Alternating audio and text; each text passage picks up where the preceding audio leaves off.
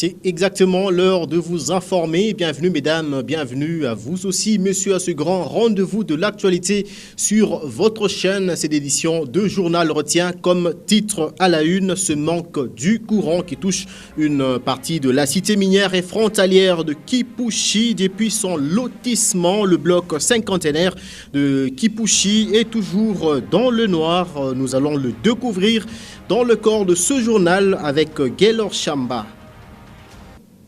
Mais tout d'abord, nous allons parler de la Commission électorale nationale indépendante qui a reçu depuis le mercredi 19 octobre dernier, qui a réceptionné pratiquement le premier lot important de kits d'identification et d'enrôlement. Ce kit est destiné à la formation des préposés au centre d'inscription. Ce matériel qui provient de Séoul en Corée du Sud est jugé compatible aux besoins opérationnels de la centrale électorale.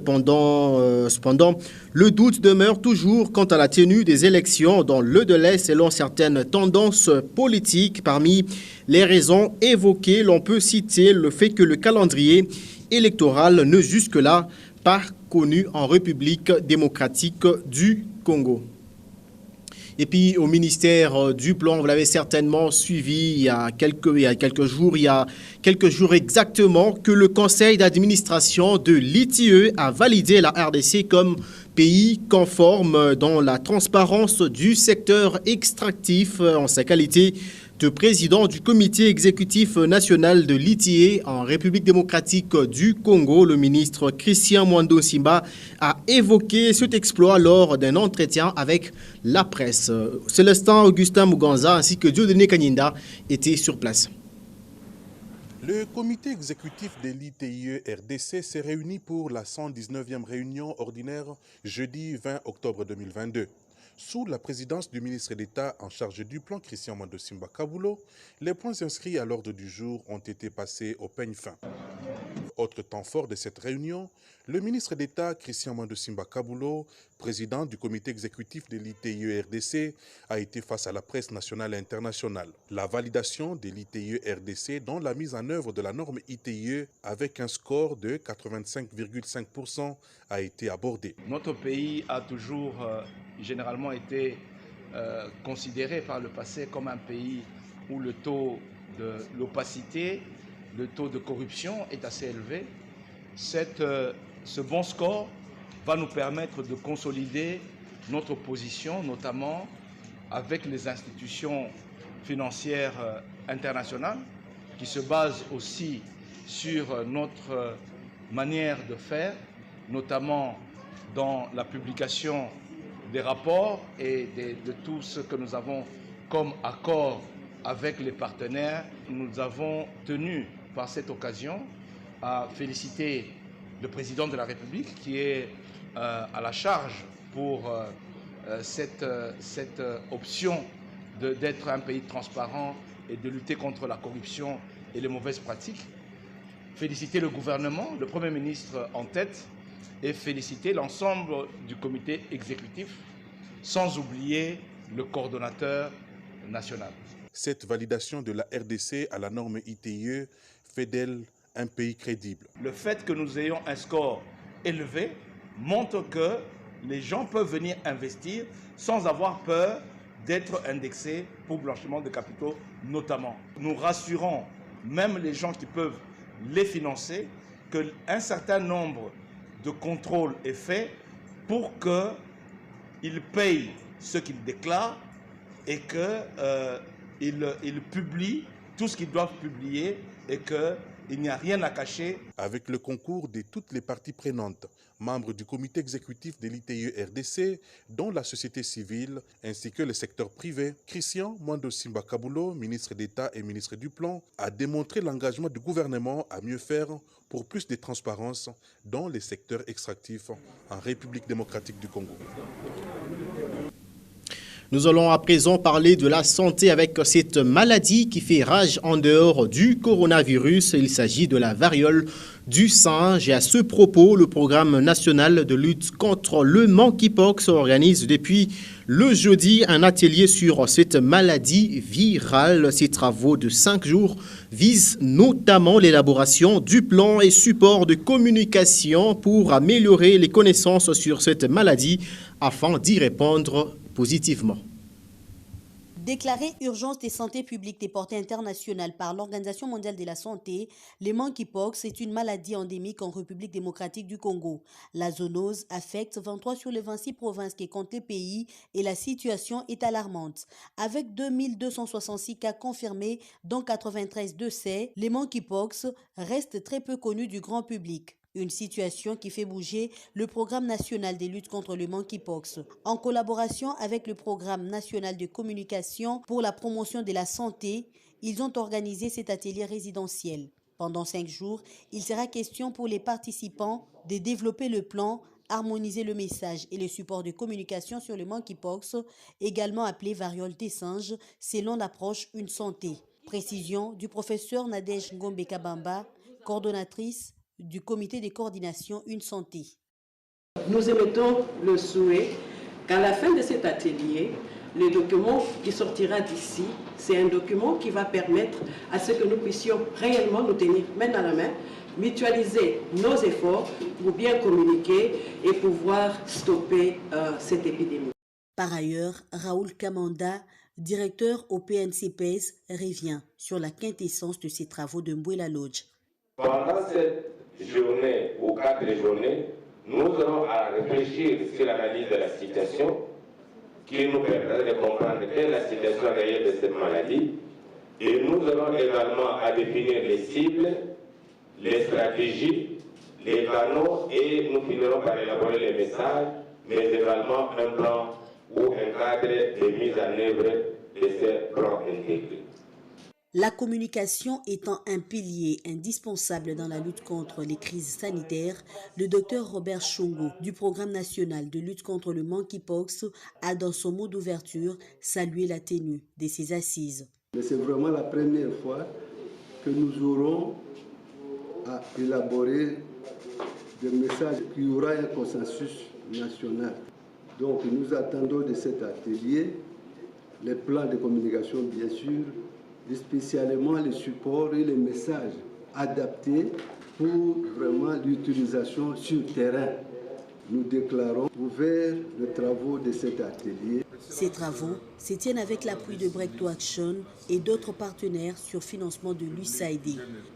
Nous espérons que cet exercice pourra aboutir à une harmonisation, à un affinement d'un plan et des matériels de communication qui seront cohérents et alignés sur ce que l'OMS a déjà recommandé.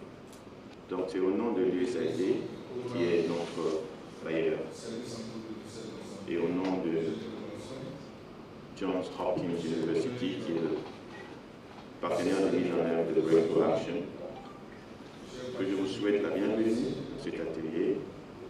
Et j'espère que votre temps passé ici sera un temps passé de manière efficace pour un produit dont nous serons tous fiers. Pour cette première journée, les participants ont reçu des notions sur la situation épidémiologique du monkeypox en RDC avec un focus de l'aperçu général de la situation actualisée de la maladie dans les provinces du Kasaï et de la Chuapa, l'approche Une santé ainsi que la communication des risques et l'engagement communautaire.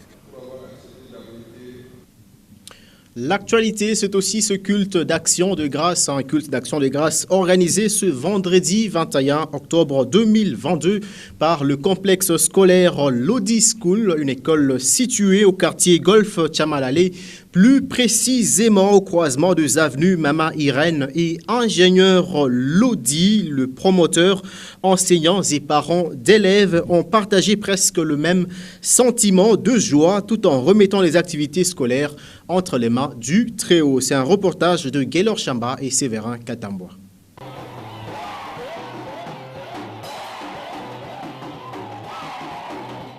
C'est une journée exceptionnelle. La matinée de ce vendredi 21 octobre 2022, le comité de gestion du complexe scolaire Lodi School a organisé un culte d'action des grâces. Moment intense des prières et d'adoration qui a réuni parents, enseignants et même élèves. Au cours de sa prêche, l'homme des yeux a prononcé des paroles prophétiques. Lodi School assujettissait Chamalale. Mutawale Chamalale. Elle dit Naisema dominé. Mutawale Chamalale. Chamalale. Dominé. Mutawale toutes les contrées de Chamalale. contre yote ya Chamalale. Dominé Malela. Dominé Dominé Lido. Dominé Carrefour. Dominé Camalondo. Dominé Alilaka. Dominé. Crèche, maternelle, primaire et secondaire, c'est pratiquement les sections organisées à Lodi School. Chers parents, partout où vous nous suivez, nous vous demandons vraiment de nous faire confiance, de nous envoyer les enfants. C'était à l'honneur de remercier notre Dieu qui nous a permis d'être là. Pour les directeurs Alain Goy, 2022 est une année de grâce. On a eu à avoir beaucoup d'enfants, alors à cela, on ne devait pas rester calme vis-à-vis de notre Dieu. Raison pour laquelle nous avons voulu organiser ce culte pour lui remettre encore la suite des activités de l'année scolaire dans ses propres mains, qu'il puisse nous assister, nous accompagner jusqu'à la fin. Et nous lui avons aussi confié nos enfants finalistes de la 6e année des humanités, y compris aussi les enfants de 8e, les élèves de 6e année primaire, dont nous avons confié ces enfants dans les mains de Dieu.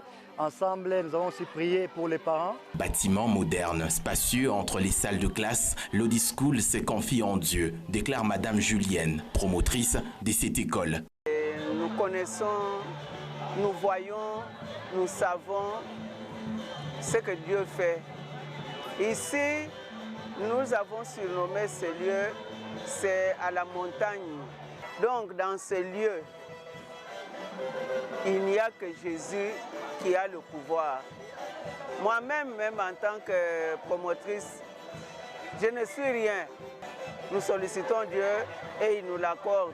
Nous bénissons les élèves, nous bénissons les enseignants, nous bénissons vraiment tout le monde. Pédagogie générale, scientifique, littéraire, commerciale des gestions, coupe et couture, électricité, c'est pratiquement des options organisées au complexe scolaire Lodi School, les amis du savoir.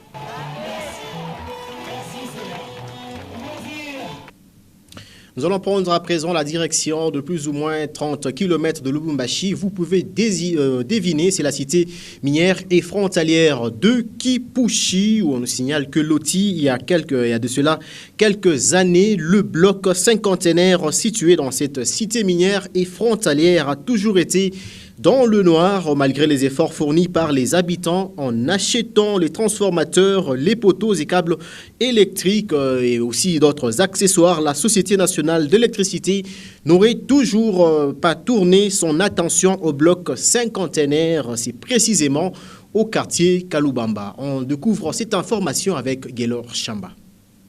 Tout un bloc cinquantenaire situé au quartier Kalubamba, dans la cité minière de Kipushi, plongé dans le noir. Ici, la population aurait tout essayé, mais sans succès. Tunahangaika sana nje ya mambo ya moto.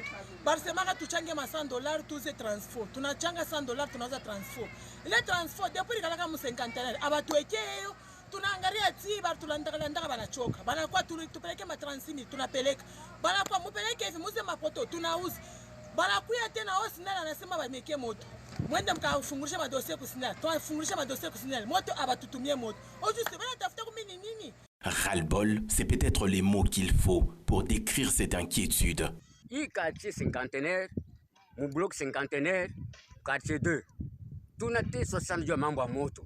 Miaka na miaka angara sambele siya tunazekea mu quartier tunakuwa na maimvu kubichwa, tunazekea hapa watoto ti na miaka ya lewe. Tunangaka mambo ya moto mu quartier hii. Atone yemo. Tunauza bya kuuza, bya biendeke. Sasa miamu ngite nimesema kuiko ni hivi. Aucune activité n'est possible si seulement l'insécurité qui dicte les règles chaque nuit ou presque. Hii quartier insécurité inapita. Nijua nini? Manki ya moto. Babandi banayareni paka mwi mkinyu. Bwivi paka mwi mkinyu. Eske bandu tutasemea pa mambo kani? Tunalomba mbele leta wetu atuangalie mambo ya mamoto.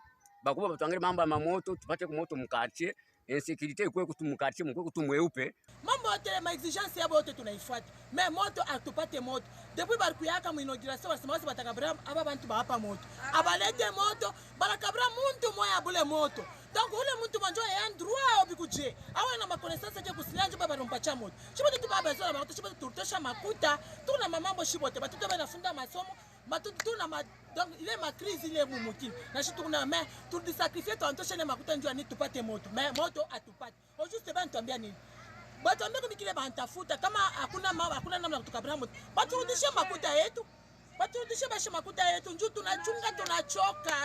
tunachoka. Au-delà de tout espoir, les habitants du bloc cinquantenaire à Kipushi espèrent encore, tout en se confiant au gouvernement provincial du Haut-Katanga, afin qu'une solution soit trouvée.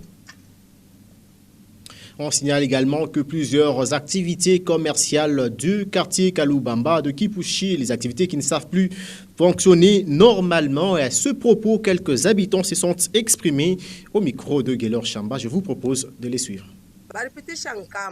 Ile nkamba yetu nye kutoka kwa njia kule kukabini ti nzilo inatoka munzilo ti inafika paka nini pa mwisho lifikia ni pangu miji ndio pale lifikia Mukipushi banasema mutapata nini mutapata moto makuta tulikuwa nayo chez population bakufama installation munyumba balifanya bakuza mapoto baruza mapoto moto atufue nini atupate tunashutukia dimanche mwe banako banatoshele nkamba munatoshia nini nkamba atupate solution ya ile nkamba bakulabisha mabintu balabisha mabintu yabo bo batuwajie mambo yetu ya moto ya 50 ni makuta tulipeleka $100 pour transport makuta ya kaji inafaa 4 tunapeleka hapa makuta yenyewe 176 ni ya kaji lakini tunaona mambo yetu ya moto humu 50 banapenda paka bo banaikaria mambo paka banaikaria mambo paka banaikaria batuwajie ko mutu tushimarche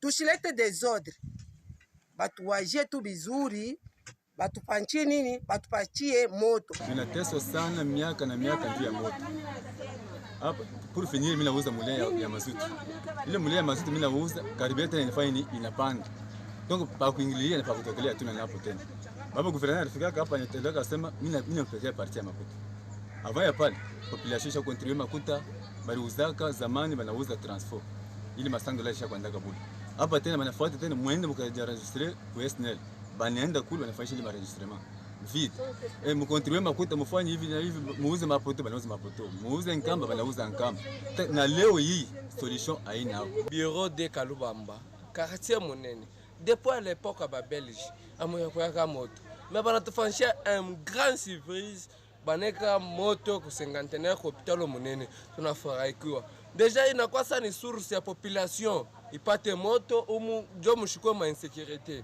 abazi pitisha moto mubalabala ile sana population abana na moto population inauza transport population inauza mapoto.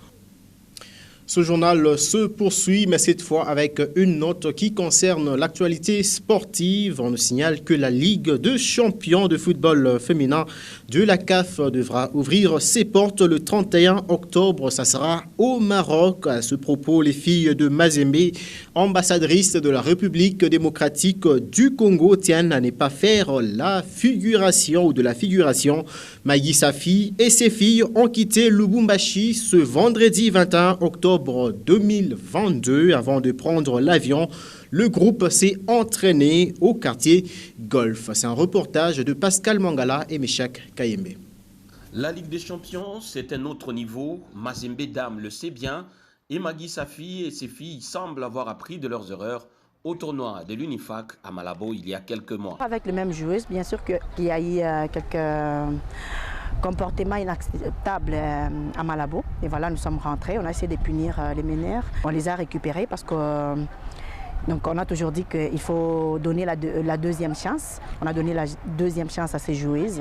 On a essayé de les préparer sur le plan mental pour qu'elles puissent être fortes parce que là c'est un autre niveau. Elles doivent être plutôt prêtes et pour affronter les autres équipes et de bien se comporter parce que bien sûr que c'est le football, mais nous devons quand même bien nous comporter sur tous les plans. Elles sont 25 guerrières retenues pour aller défendre les couleurs de Mazembe au Maroc et c'est non sans ambition selon la coach Maggie Safi. On s'est entraîné, on s'est préparé. C'est un championnat qui nous a été annoncé depuis très longtemps. Et voilà, on s'approche déjà, on voit ce vendredi. L'équipe s'est bien préparée parce qu'on a repris les entraînements juste après notre retour du Malabo. Toutes les joueuses sont en forme, on s'est entraîné, on a préparé sur tous les plans. Notre objectif reste le même. On part là-bas, c'est pour aller remporter la coupe parce qu'on commence notre premier match des 31. Donc on ne part pas essayer, on part affronter les autres équipes pour amener la victoire dans notre pays. Les Corbeaux d'Âme ont ainsi le poids du football féminin de RDC sur leurs épaules. Mouiller le maillot pour faire honneur à toute la République, c'est le désormais devoir que leur a donné Moïse Katumbi, président de coordination.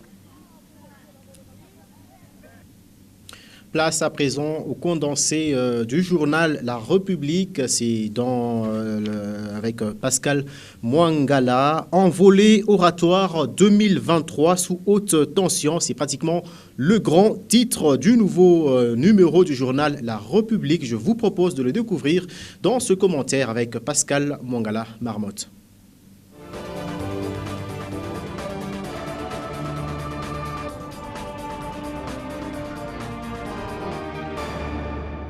Envolée oratoire 2023 sous haute tension, c'est la une du journal La République numéro 1302 paru à Kinshasa ce vendredi 21 octobre 2022.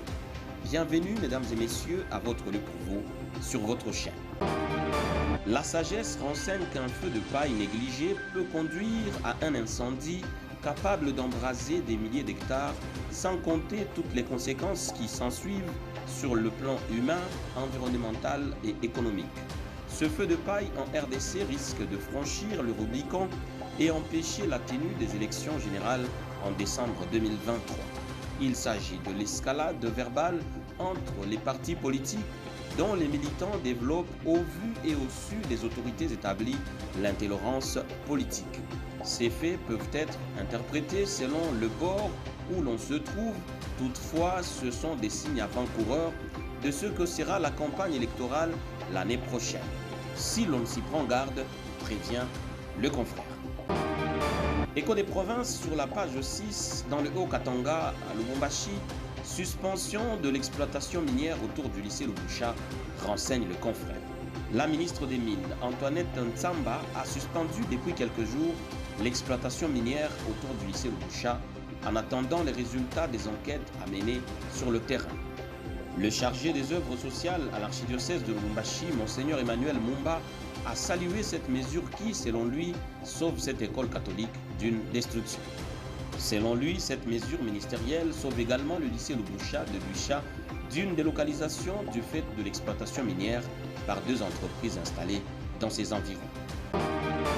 Retour sur la page 12, au Palais du Peuple, le katumbisme au plus haut degré, s'exclame le confrère. Christian Mwando Ntimba, ministre d'État, ministre du Plan national du gouvernement de l'RDC, l'a démontré dans l'hémicycle de l'Assemblée nationale.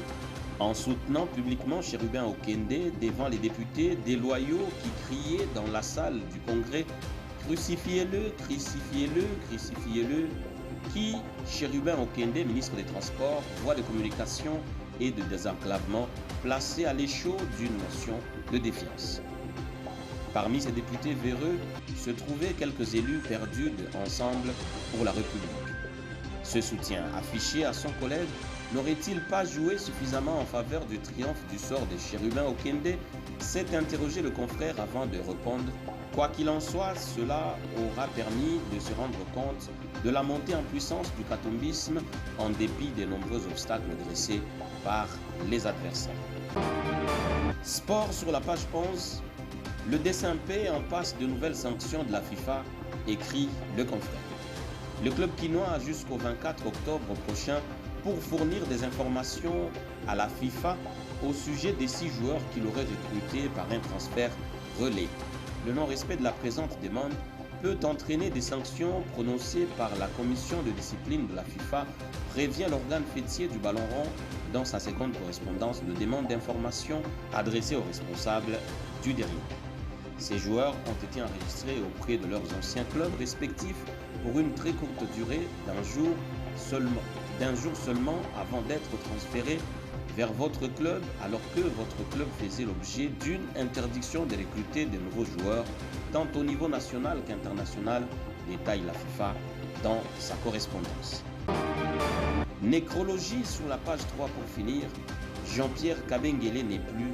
Cet ingénieur congolais de l'audiovisuel s'est éteint le mardi 18 octobre après-midi à Lubumbashi. Ancien de la RTNC, de Digital Congo, Nyota et Mikuba, Jean-Pierre rend l'âme après une longue maladie. Que son âme repose en paix. Et c'est la fin de Celui pour vous sur votre chaîne et dont l'intégralité du journal est à retrouver sur www.nyota.net. Merci mesdames, merci messieurs de l'avoir suivi et surtout tâchez de quitter cette terre en l'ayant rendu un peu meilleur que vous ne l'aviez trouvé.